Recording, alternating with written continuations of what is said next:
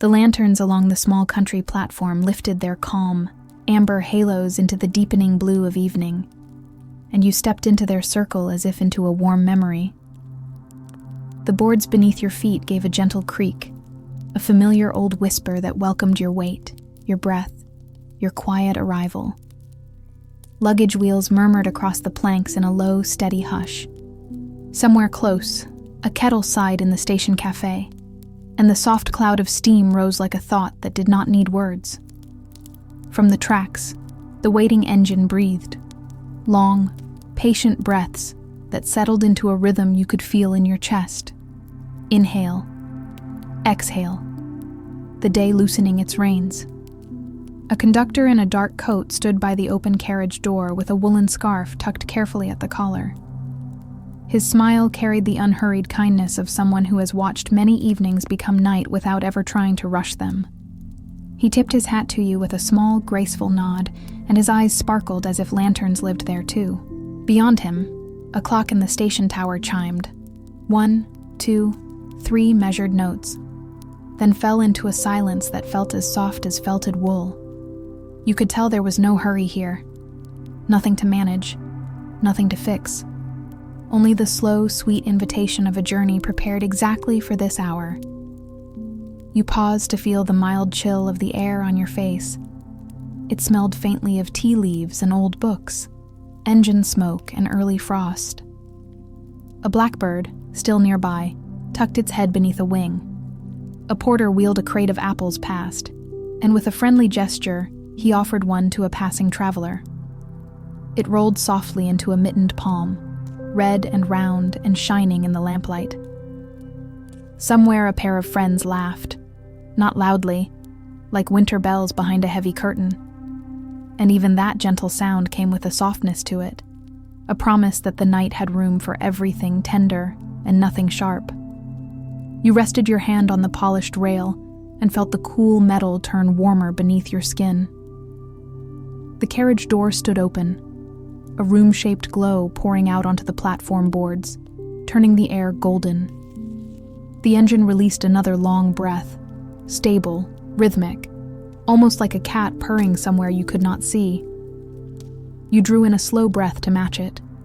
The timing was easy, the tempo was kind, and as the evening deepened, the world grew even quieter, inviting you to step inside.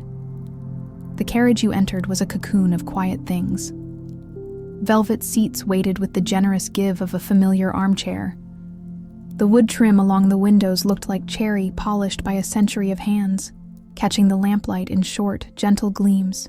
Lamps themselves wore shades like small moons with warm hearts, their light softly gathered, not thrown. Along the aisle, fellow travelers arranged themselves into comfortable shapes, a scarf spread like a blanket, a coat folded and used as a cushion, a hat placed on a knee as if it too might wish to rest. No one seemed to be going anywhere except exactly here.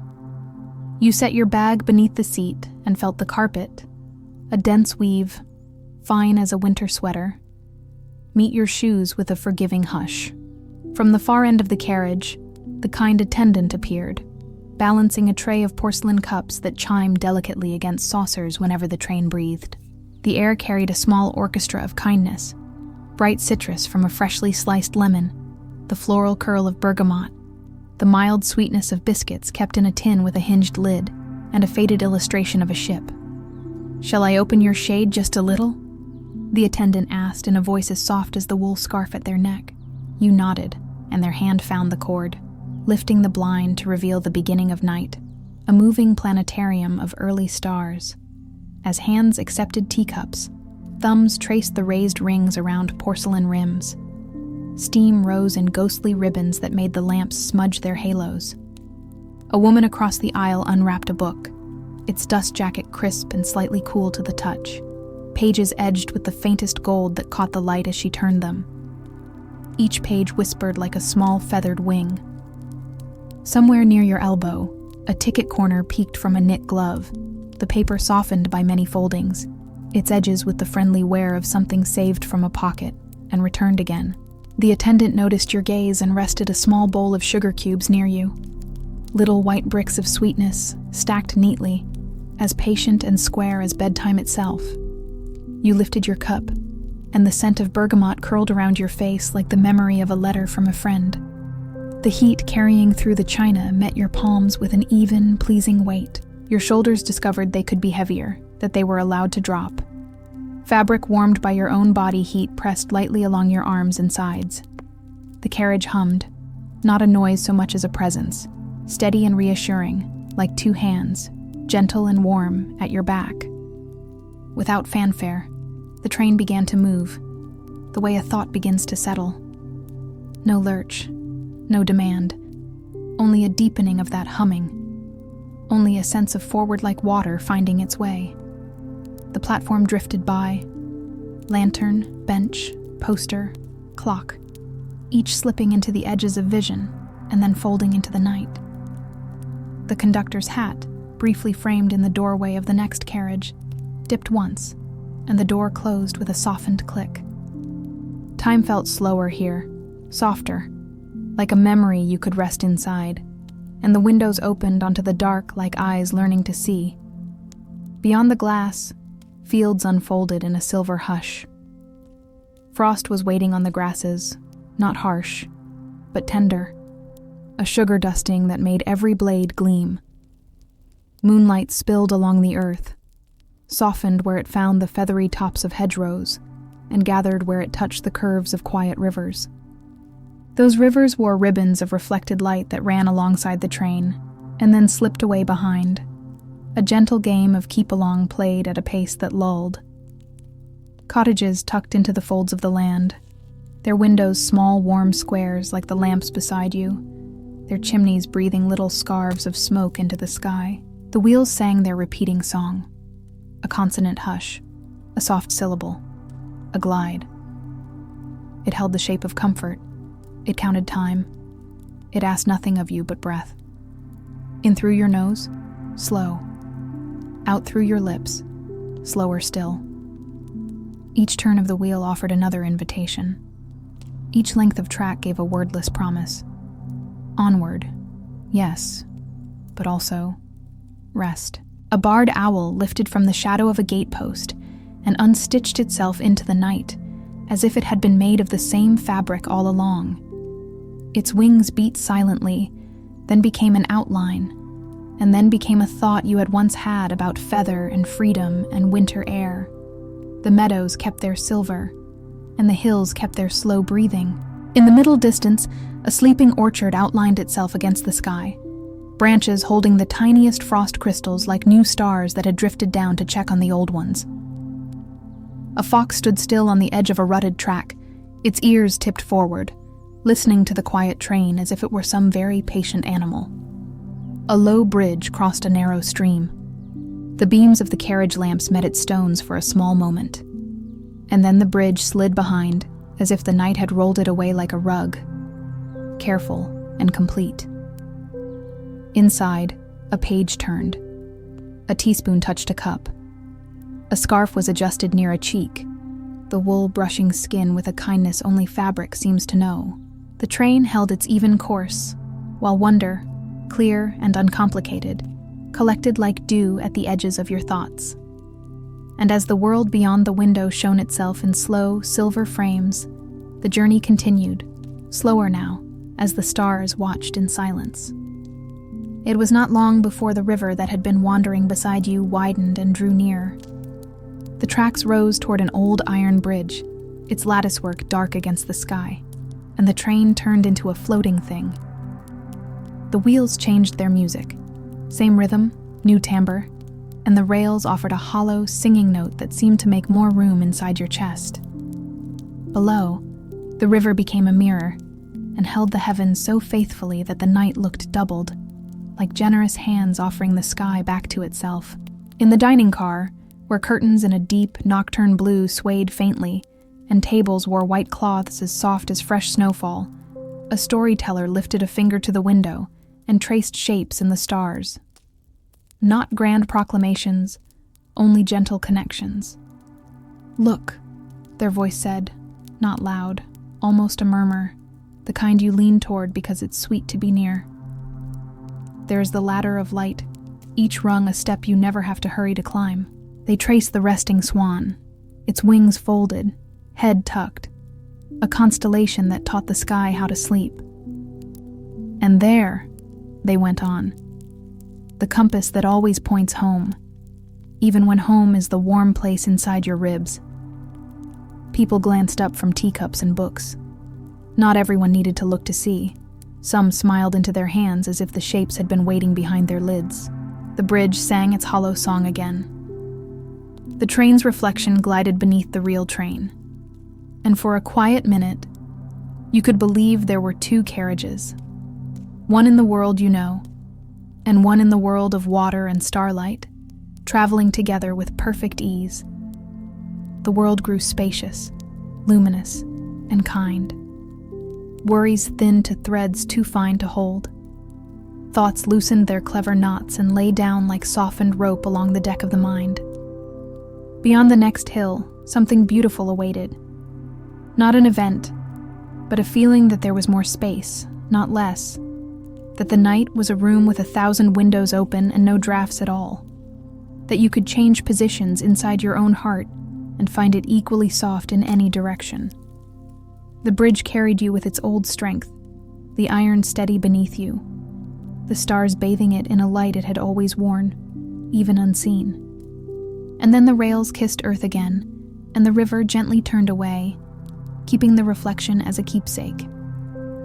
The carriages dimmed themselves another quiet degree, a thoughtful turning of the lamp knobs, a discreet tug at a curtain edge, so the stars remained visible but no glare disturbed them. People folded into their evening rituals. A letter that had started at dusk became a finished fold now, the crease pressed with a careful thumb, the paper giving a friendly resistance that meant it would remember. A photograph, taken in summer, slid into a book where a chapter stopped and a breath began. In the corridor, footfalls softened until they were nothing more than moth wings touching old wood and then lifting again. The attendant walked lightly, an extra blanket draped over an arm, the wool smelling faintly of clean rain and cedar chests. "A little more tea?" they offered, and cups tilted with grateful ease. The kettle, always knowing, whispered its soft reply.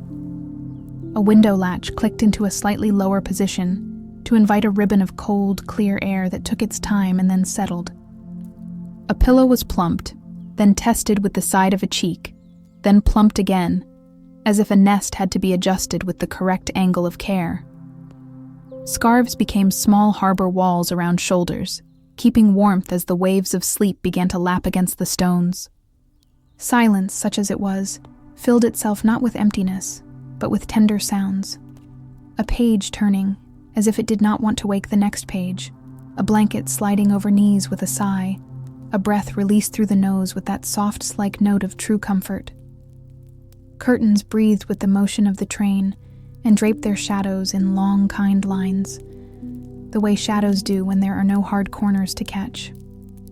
Time felt less like a line and more like a lake, wide, still, and willing to carry whatever was set gently upon it. Outside, a hush like snowfall collected at the windows. Even if no flakes were falling, the night had learned the manner of snow, the respectful quiet, the softened edges, the light made brighter by the dark that held it. Signals stood at dignified intervals, their reds and greens and soft ambers blinking like a lullaby the wheels already knew by heart. Red. Pause. Green. Go on. Amber.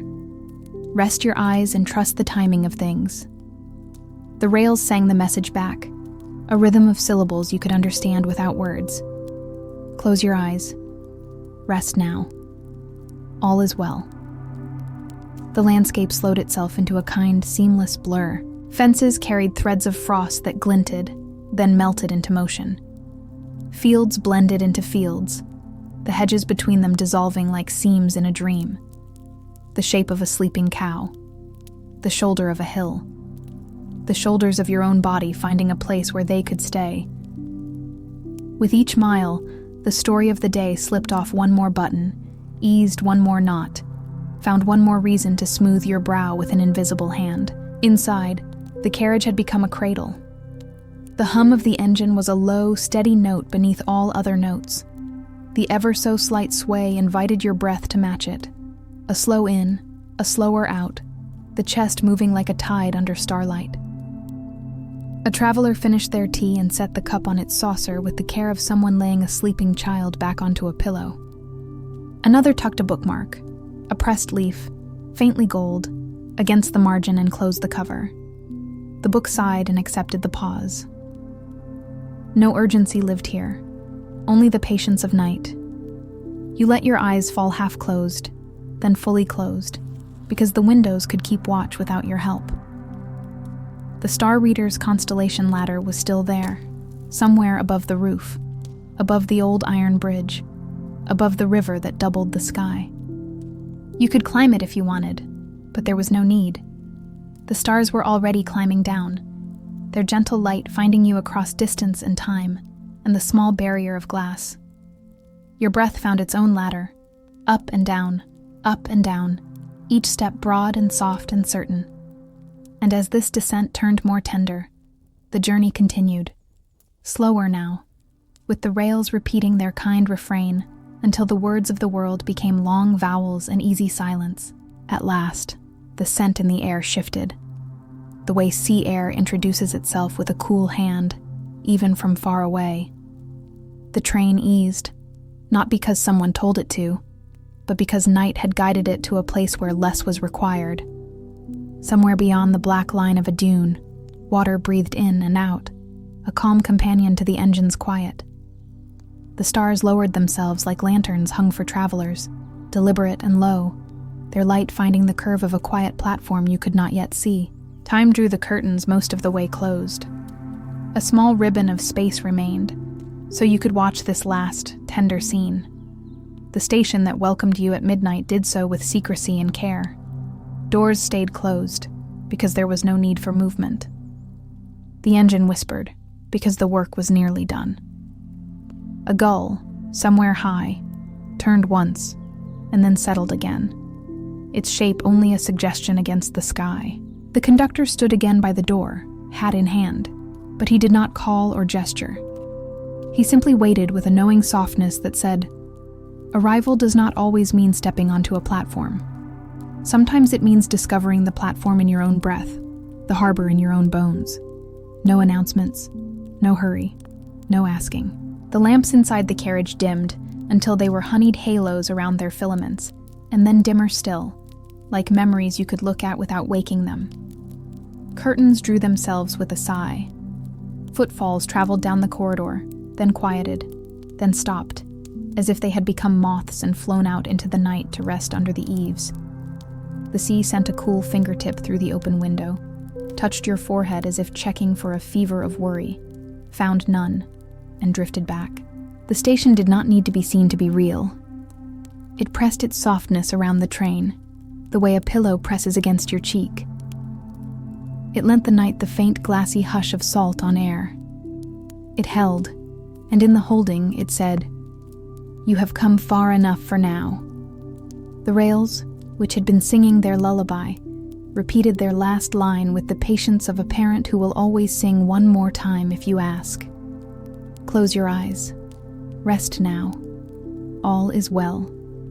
You listened, and your breath answered, and so the story settled into a final hush. The engine, calm and warm, kept company with you the way a candle keeps company with a room long after the flame is out, the comfort remaining even in the dark. The stars leaned in, generous and unafraid, and let their light thin itself to silvery thread. You felt the weight of warmth, the gentle sway of going nowhere, the soft holding of blankets, and the steady kindness of the pillow beneath your temple. Gratitude, easy and unadorned, passed across your chest like a breeze that did not need to leave or stay. It simply was. The night settles around you now, safe, warm, and endless. The journey is at anchor, the harbor quiet, the doors at peace. Somewhere beyond the stars, the story continues, riding new rails through gentle darkness, patient as ever. But for now, you are here. You are home. You can rest.